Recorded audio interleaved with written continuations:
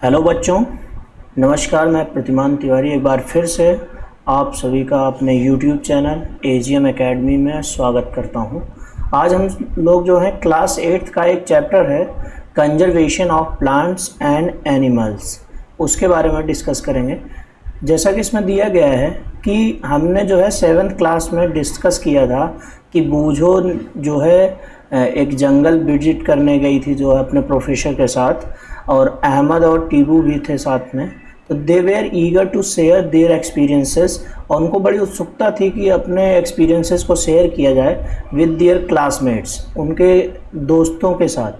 ठीक है, तो other children in the class were also eager to share their experiences, जो दूसरे बच्चे थे वो भी काफ़ी उत्सुक थे कि अपने एक्सपीरियंसेस को शेयर किया जाए कि हमने जो है कहाँ कहाँ पे विज़िट किया है।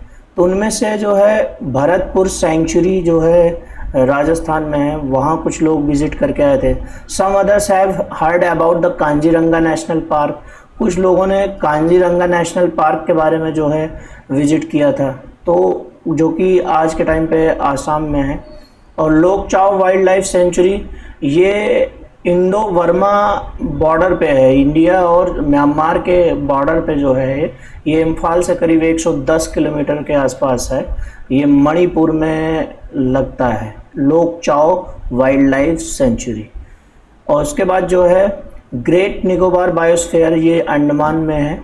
तो ये सारी जगहों पे बच्चे जो है घूम के आए थे गर्मी की छुट्टियों में एक तरह से, तो वो अपने अपने जो है एक्सपीरियंसेस को शेयर कर रहे थे टीचर के साथ और बच्चों के साथ। तो आज हम इसी से रिलेटेड जो है डिफॉरेस्टेशन एंड इट्स कॉजेस के बारे में पढ़ेंगे, और कैसे बताएंगे कि कैसे हम जंगल को बचा सकते हैं, कैसे हम कंजर्व कर सकते हैं।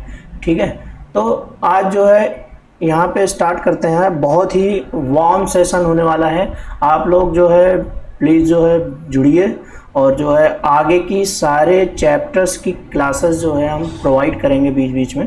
तो हम अभी से स्टार्ट करते हैं।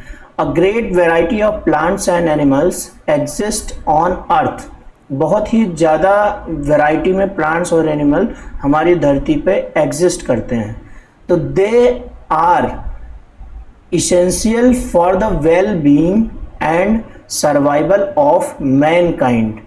तो ये जो है बहुत ही ज़रूरी चीज़ें हैं, अगर मनुष्य को ज़िंदा रहना है तो ये सारी चीज़ें जो हैं बहुत ही ज़रूरी हैं सर्वाइवल के लिए, क्योंकि हम लोग एक दूसरे पे डिपेंडेंट हैं।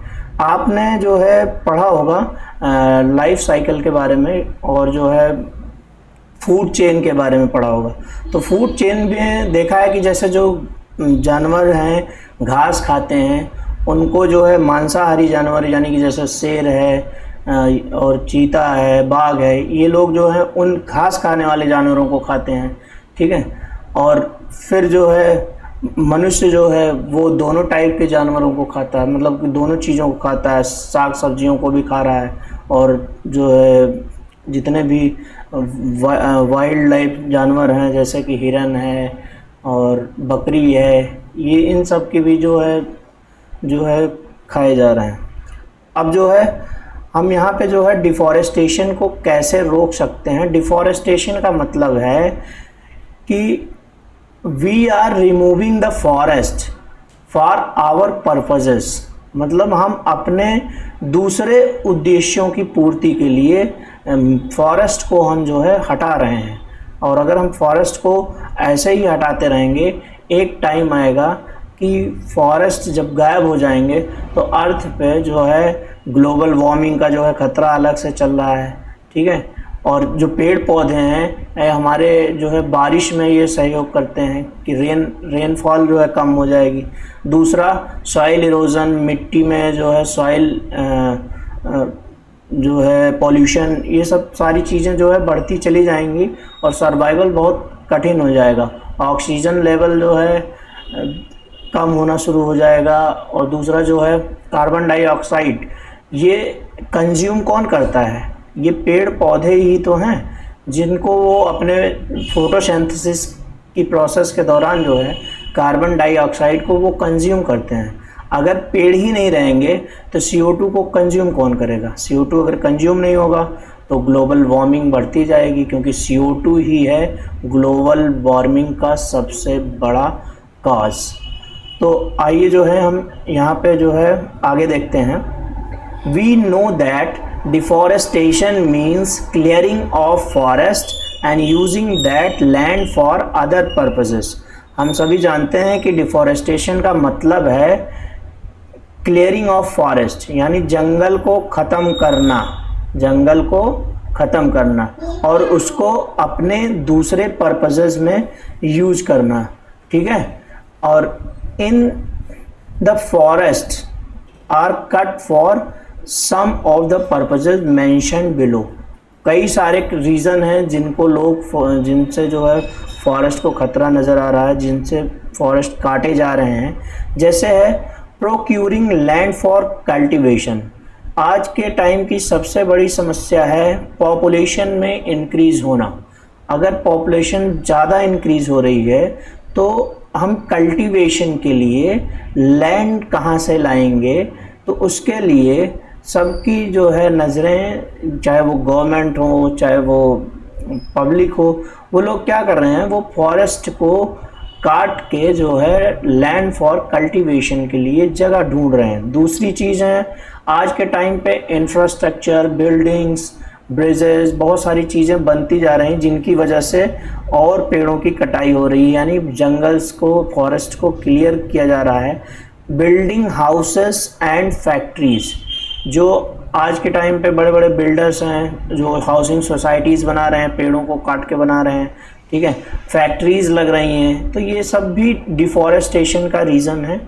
Making furniture for using wood as fuel, यानी कि जो इमारती लकड़ियां हैं उनसे जो है दरवाजे बनाना, खिड़की बनाना और ये सोफ़ा, बेड, ये सारी चीज़ें जो बन रही हैं तो किस वजह से बन रही हैं?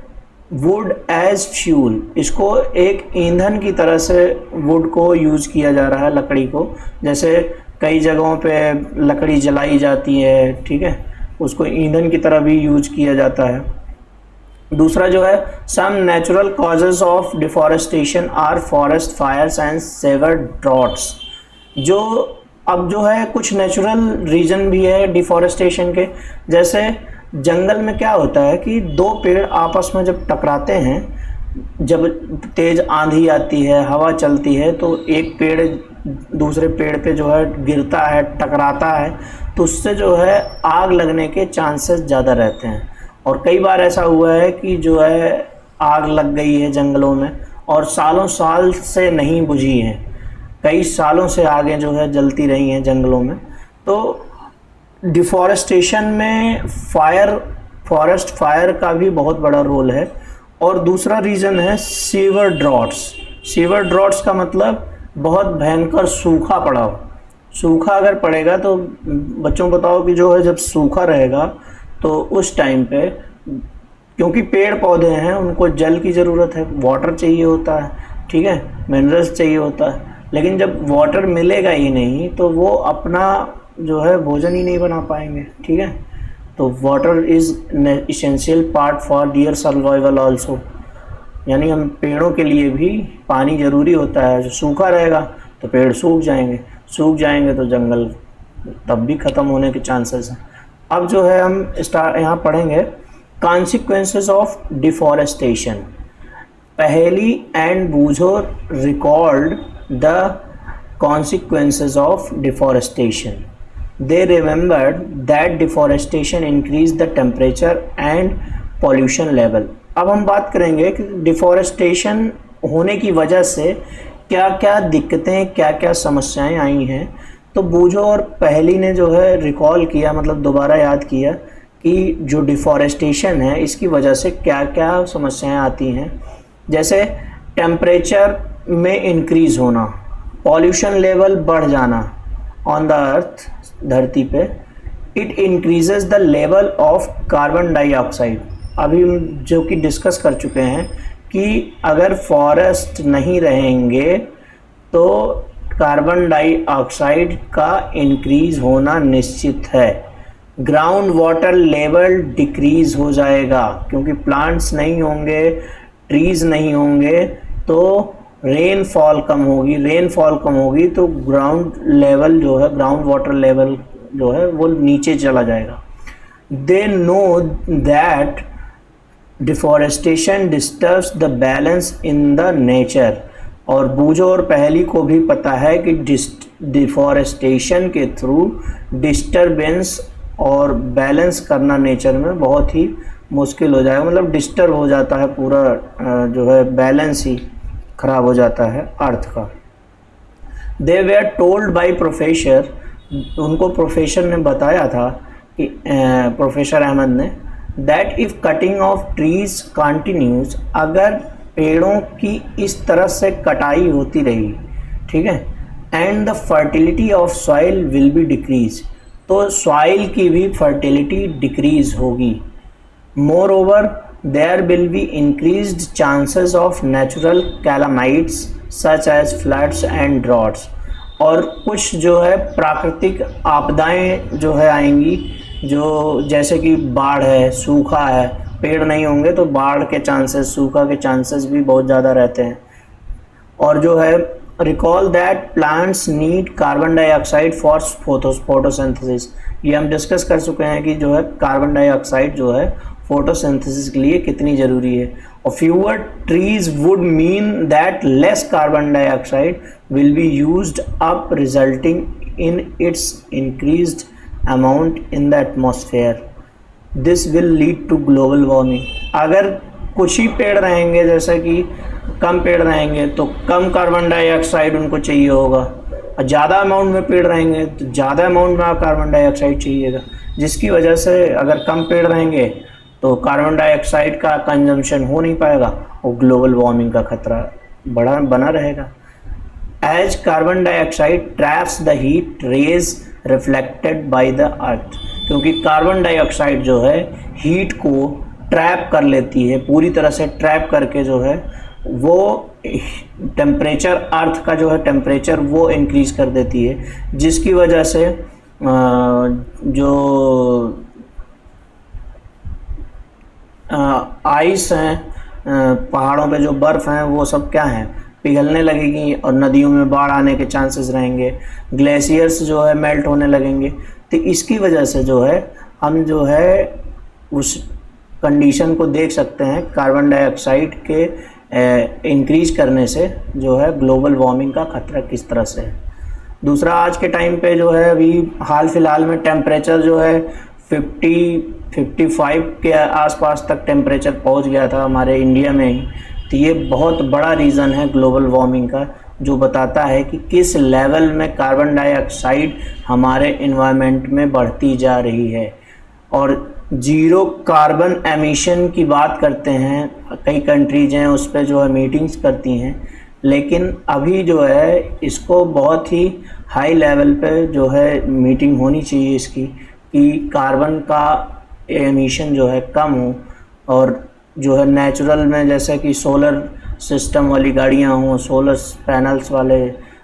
पैनल के यूज किए जाएं, डीजल पेट्रोल का कम यूज हो। दूसरा जो है पेड़ पौधे अधिक लगाए जाएं, यानी प्लांटेशन किया जाए, ठीक है। और ये सरकार की योजनाओं में हैं ये चीज़ें, लेकिन अभी पूरी तरह से इम्प्लीमेंट तभी होंगी जब हम और आप जो है इन पे थोड़ा सा फोकस करेंगे।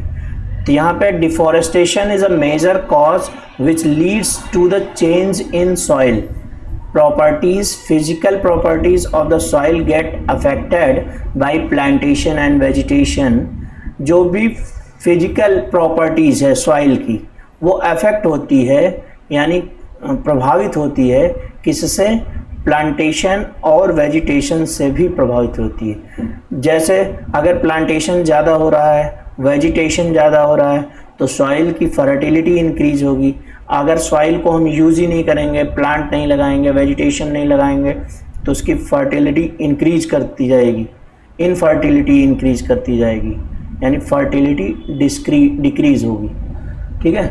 Fewer trees result in more soil erosion, ठीक है। कम पेड़ रहेंगे तो सॉइल इरोजन ज़्यादा होगा, यानी मृदा अपरदन जो है ज़्यादा होगा। ठीक है। Removal of the top layer of the soil exposes the lower, यानी सॉइल इरोजन का मतलब है एक तरह से कि जो मिट्टी की ऊपरी परत है उसका बह जाना, एक तरह से उसका रिमूव हो जाना। वो उसके कई रीज़न होते हैं कि कभी कभी वो एयर के थ्रू, यानी तेज़ हवा चली तो मिट्टी उड़ गई, पानी का बहाव तेज आया मिट्टी बह गई। ठीक है, तो इनके थ्रू भी जो है सॉइल इरोजन हो सकता है। और कुछ ह्यूमंस भी हैं जो है सॉइल इरोजन के लिए जो है रिस्पॉन्सिबल होते हैं, कि लोग ही जो है मिट्टी की खुदाई कर करके जो है गड्ढे बना रहे हैं, मिट्टी हटा रहे हैं। ठीक है, लोअर लेवल कर दे रहे हैं। ठीक है, आगे चलते हैं। तो gradually the fertile land gets converted into desert. अब धीरे धीरे जो फर्टाइल लैंड है वो किस में कन्वर्ट हो जाएगी, वो डेजर्ट में कन्वर्ट हो जाएगी। और इसको क्या बोलते हैं, किसी भी लैंड का डेजर्ट में कन्वर्ट होना इज़ नोन एज डेजर्टिफिकेशन।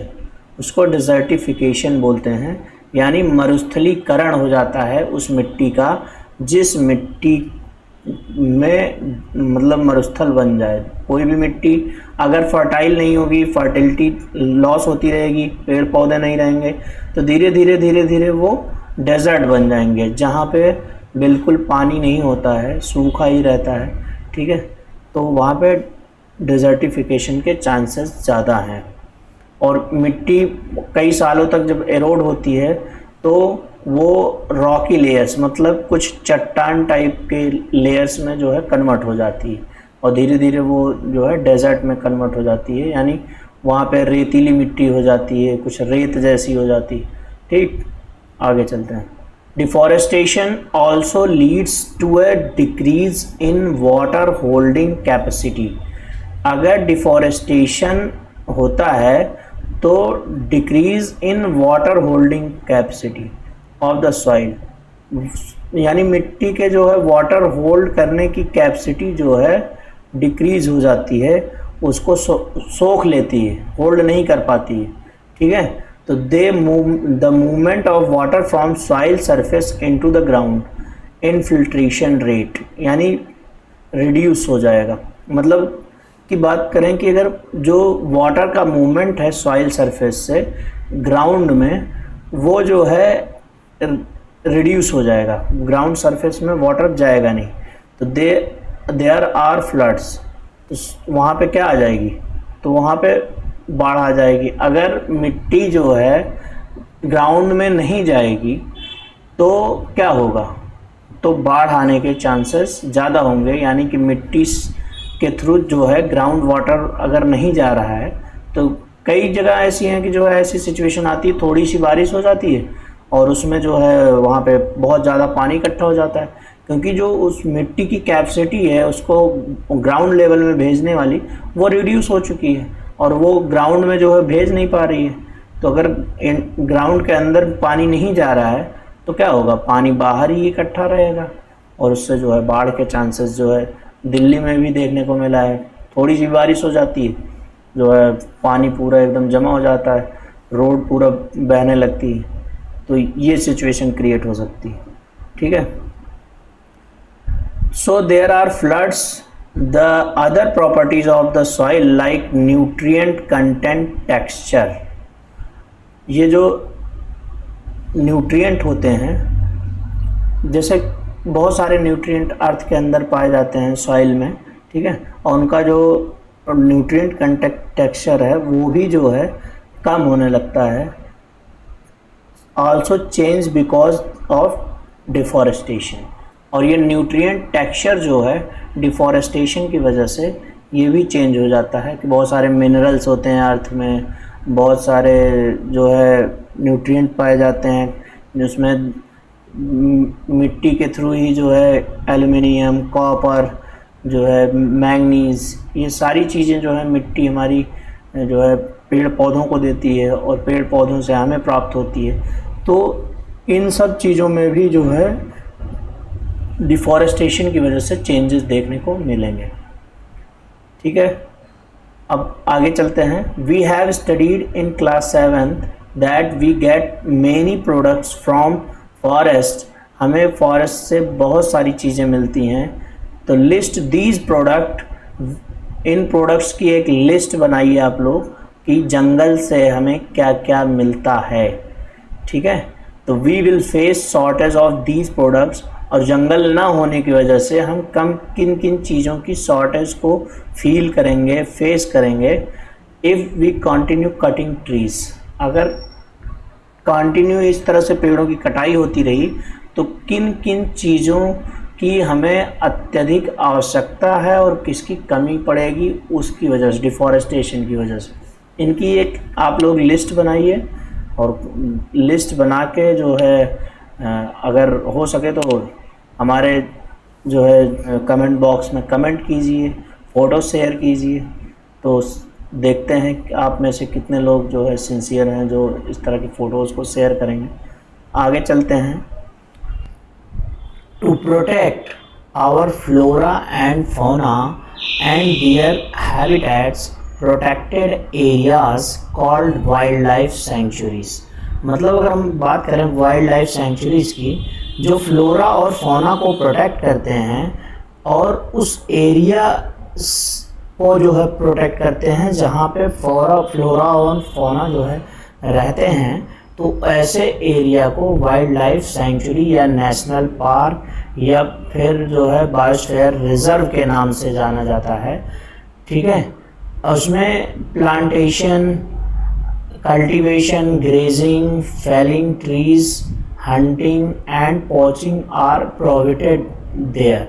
वहाँ पे जो है ये सारी चीज़ें जो हैं, कल्टीवेशन वगैरह प्रोहिबिटेड माने मना है, ग्रेजिंग यानी जो गाय भैंस लेके आना वहाँ चराना ये सब मना है, ठीक है।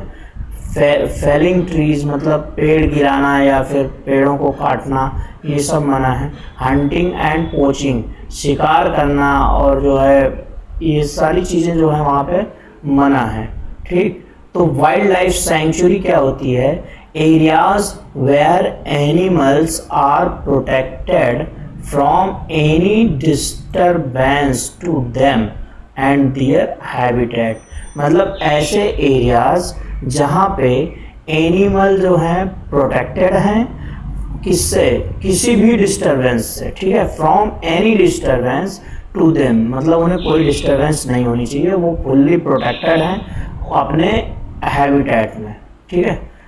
ये होती है वाइल्ड लाइफ सेंचुरी। और नेशनल पार्क होते हैं areas reserved for wild life where they can freely use the habitat.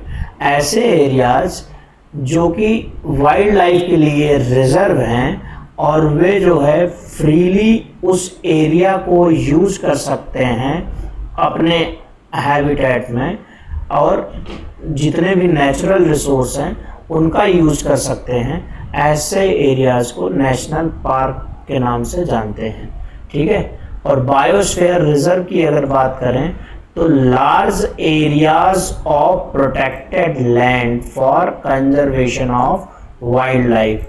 मतलब बहुत बड़ा एरिया अगर हम कंजर्वेशन ऑफ वाइल्ड लाइफ यानी वाइल्ड लाइफ को, वन्य जीव को बचाने के लिए अगर बहुत बड़ा एरिया प्रोटेक्टेड है, ठीक है, तो ऐसे एरियाज को बायोस्फीयर रिजर्व के नाम से जाना जाता है, जहाँ पे प्लांट्स एंड एनिमल रिसोर्सेज और traditional life for tribals living in that area. और उस एरिया में कुछ जो ट्राइबल लोग हैं वो रहते हों, ठीक है, ट्रेडिशनल लाइफ हो। तो ऐसे बड़े से बड़े एरिया जहाँ पे जो है प्लांट्स और एनिमल्स को प्रोटेक्ट किया गया हो और उन ट्राइब्स को भी प्रोटेक्शन मिली हो, ठीक है, तो ऐसे एरियाज को बायोस्फीयर रिजर्व कहा जाता है। To protect our flora and fauna and their habitats, protected areas called wild life sanctuaries.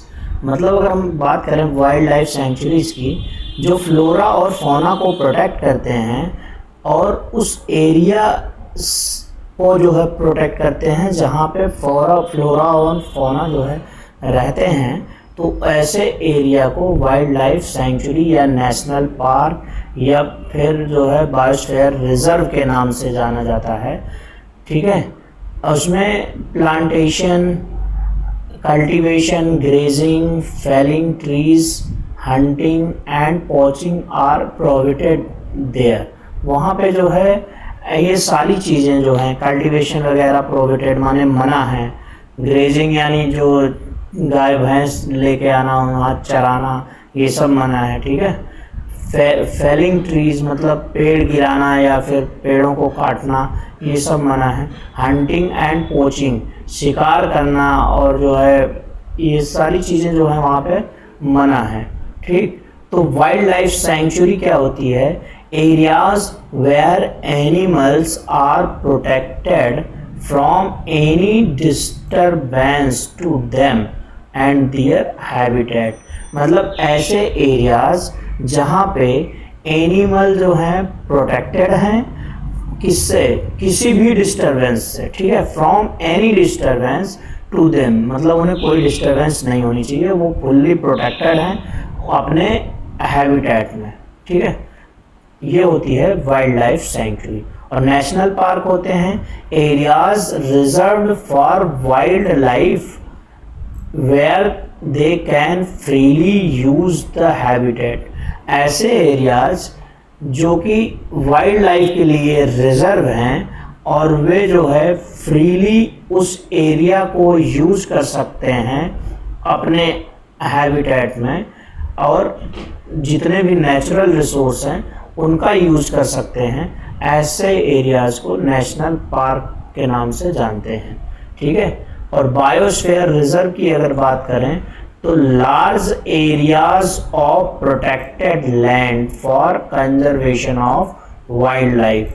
मतलब बहुत बड़ा एरिया अगर हम कंजर्वेशन ऑफ वाइल्ड लाइफ यानी वाइल्ड लाइफ को, वन्य जीव को बचाने के लिए अगर बहुत बड़ा एरिया प्रोटेक्टेड है, ठीक है, तो ऐसे एरियाज को बायोस्फीयर रिजर्व के नाम से जाना जाता है, जहाँ पे प्लांट्स एंड एनिमल रिसोर्सेज और traditional life for tribals living in that area, और उस एरिया में कुछ जो ट्राइबल लोग हैं वो रहते हों, ठीक है, ट्रेडिशनल लाइफ हो। तो ऐसे बड़े से बड़े एरिया जहाँ पे जो है प्लांट्स और एनिमल्स को प्रोटेक्ट किया गया हो और उन ट्राइब्स को भी प्रोटेक्शन मिली हो, ठीक है, तो ऐसे एरियाज को बायोस्फीयर रिजर्व कहा जाता है। Conservation of forest and wild life. Conservation का मतलब क्या है? कंजर्वेशन का मतलब है कि हम जो है कैसे किसी चीज़ को बचा सकते हैं। तो यहाँ पे हम फॉरेस्ट और वाइल्ड लाइफ यानी जंगल जो हैं और जो जंगल में रहने वाले जीव हैं, वन्य जीव, उनको हम कैसे संरक्षण प्रदान करेंगे इसके विषय में बात करते हैं। तो ये 5.3 का पॉइंट है। Having become aware of the effect of deforestation, यानी कि जो डिफॉरेस्टेशन यानी जंगल का ख़त्म होना जो है उससे हम अवेयर हो चुके हैं और उसके इफ़ेक्ट से भी अवेयर हैं। पहली एंड बूझो आर वरीड, पहली और बूझो यहाँ पे क्या हैं? चिंतित हैं। किस वजह से? कि जंगल की जो कटाई हो रही है उनसे क्या क्या इफ़ेक्ट होने वाले हैं। तो they go to the professor Ahmad, वे दोनों जो है प्रोफेसर अहमद के पास जाते हैं एंड आस्क हिम, उनसे पूछते हैं how forest and wild life can be saved, किस तरह से फॉरेस्ट और वाइल्ड लाइफ को बचाया जा सकता है।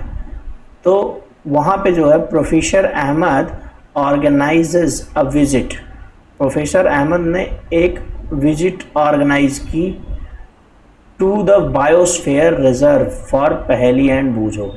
बूझो और पहली को के लिए जो है एक बायोस्फीयर रिजर्व की विजिट का प्लान कर लिया एंड दियर क्लासमेट्स, और उनके क्लासमेट्स के लिए, बूझो पहली और उनके सभी क्लासमेट्स के लिए एक बायोस्फीयर रिजर्व को विजिट करने का प्लान कर लिया।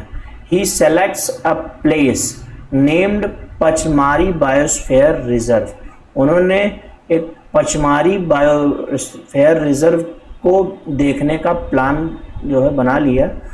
He knows that the plants and animals found here are similar to those of upper Himalayan peaks।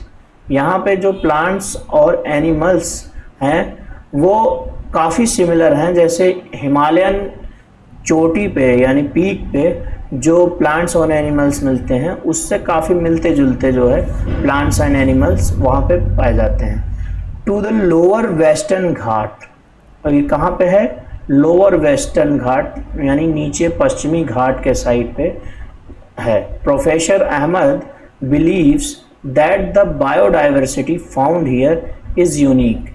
जो यहाँ पे बायोडाइवर्सिटी है, जैव विविधता है, अलग अलग टाइप के जो है जीव पाए जाते हैं, वो यूनिक है, अद्वितीय है।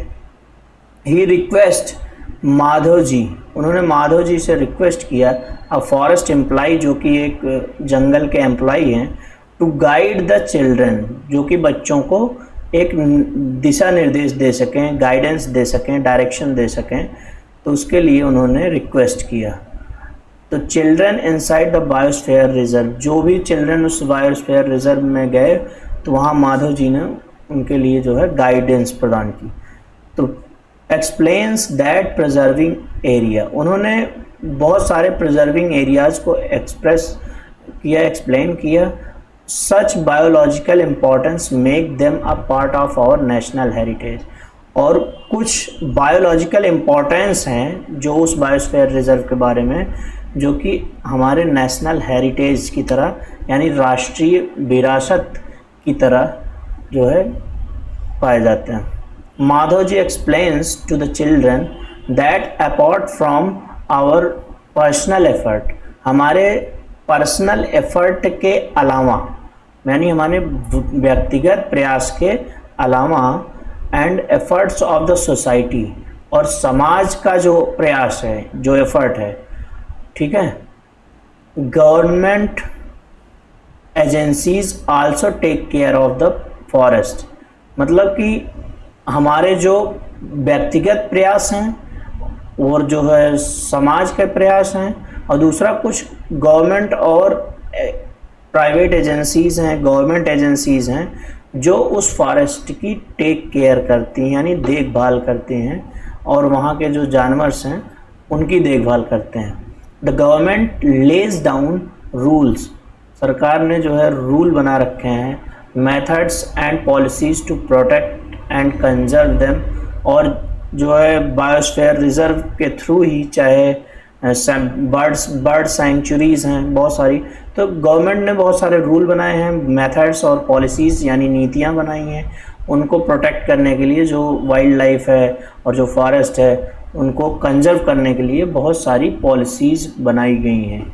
तो wild life sanctuary, national park, biosphere reserve, इनमें से ये सारी चीज़ें जो हैं इन पॉलिसीज़ के अंदर आती हैं कि वाइल्ड लाइफ सेंचुरीज़ को कैसे हम प्रिजर्व करेंगे, नेशनल पार्क्स को कैसे कंजर्व करेंगे, बायोस्फीयर रिजर्व्स को हम प्रोटेक्ट करेंगे, ये सभी एरियाज़ को हम प्रोटेक्ट करेंगे of plants and animal present in that area, और उस एरिया में जितने भी प्लांट्स और एनिमल हैं उनको भी हम प्रिजर्व करेंगे इन पॉलिसीज़ के अंदर।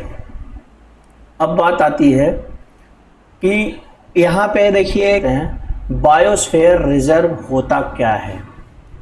Children along with professor Ahmed and Madhav ji enter the biosphere, children के साथ साथ यानी बच्चों के साथ साथ प्रोफेसर अहमद और माधव जी जो कि फॉरेस्ट एम्प्लॉई हैं वो सभी एंटर करते हैं द बायोस्फीयर रिजर्व एरिया, उस बायोस्फीयर रिजर्व एरिया में एंटर करते हैं।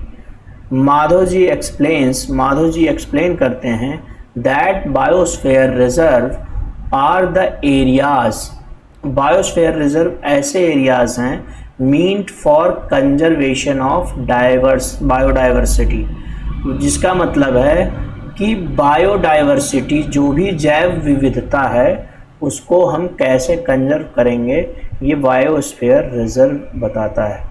As you are aware that biodiversity is the variety of plant, biodiversity क्या है, variety of plant यानी कई plants की variety उसमें पाई जाती हैं, animals की variety। biodiversity का मतलब है कि जैव विविधता, जैव विविधता का मतलब है कि different kinds of animals, different kinds of plants, इसमें बहुत सारे अलग अलग प्रकार के जो जीव जंतु हैं, पेड़ पौधे हैं, ये सभी चीज़ें बायोडाइवर्सिटी के अंदर आती हैं, ठीक है।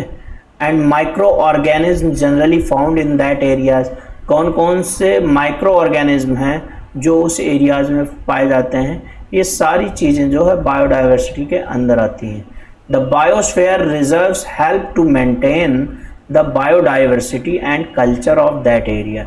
और बायोस्फीयर रिजर्व क्या करता है, वो हेल्प करता है किस में, मेंटेन द बायोडाइवर्सिटी, बायोडाइवर्सिटी को मेंटेन रखने के लिए और उसके कल्चर, उस एरिया में जो कल्चर है उसको मेंटेन रखने के लिए बायोस्फीयर रिजर्व जो है मदद करता है। The Pachmarhi biosphere reserve consist of one national park, एक नेशनल पार्क से बना है और जो है जिसका नाम जो है सतपुड़ा है, named Satpura, and 2 wild life centuries name बोरी एंड पचमारी, और 2 वाइल्ड लाइफ सेंचुरी है, बोरी और पचमारी, ठीक है। तो यहाँ पे आप लोगों को ये एक टेबल दी गई है, protected area for conservation.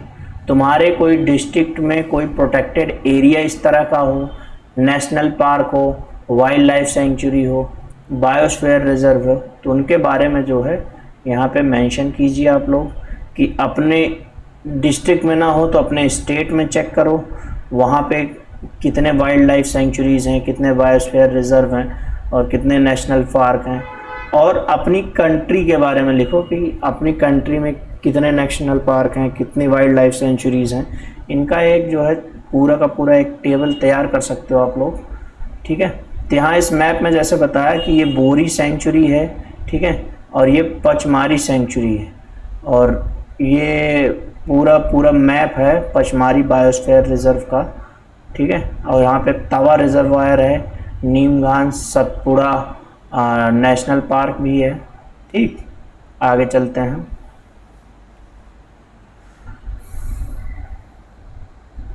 Flora and fauna, अब बात आती है फ्लोरा एंड फौना की। तो as the children walk around the biosphere reserve, biosphere reserve के अराउंड वो जब वॉक करते हैं, चलते हैं, तो they appreciated the green wealth of forest, forest की जो ये ग्रीन वेल्थ यानी जो हरे रंग का जो ये खजाना है, जैसे जो हरा भरा पूरा रिजर्वायर है, मतलब बायोस्फीयर रिजर्व है, उसका वो काफ़ी उसकी प्रशंसा करते हैं, तारीफ़ करते हैं। They are very happy to see tall trees, ठीक है, और and the animal inside the forest, और उस फॉरेस्ट के अंदर जितने एनिमल्स हैं उनको देख के काफ़ी खुश थे। Suddenly Paheli finds a rabbit and wants to catch it, अचानक से पहेली को जो है एक रैबिट मिलता है और वो उसको पकड़ लेते हैं, ठीक है। तो सी स्टार्ट्स, वो उसको पकड़ लेती है, सी स्टार्ट रनिंग आफ्टर इट, पकड़ने के लिए वो उसको पकड़ना चाहती है और उसके पीछे वो भागती है। Professor Ahmad stops, professor Ahmad उसको रोकते हैं। He explain that animals are comfortable, animals कैसे होने चाहिए, कंफर्टेबल होने चाहिए, and happy in their own habitat, अपने खुद के इस वातावरण में उनको खुश रखना चाहिए। उन जो भी एनिमल्स हैं हमें उन्हें डिस्टर्ब नहीं करना चाहिए, प्रोफेसर अहमद ने जो है पहेली को बताया। तो Madhav ji explain that some animals and plants typically belong to a particular area, कुछ एनिमल और प्लांट जो है उस पार्टिकुलर एरिया से बिलोंग करते हैं। तो अगर बात की जाए, the plants and animals found in the particular area are named या टर्म्ड फ्लोरा एंड फौना, किसी पार्टिकुलर एरिया में जो भी प्लांट्स एंड एनिमल्स बिलोंग करते हैं उन्हीं को हम फ्लोरा और फौना के नाम से जानते हैं।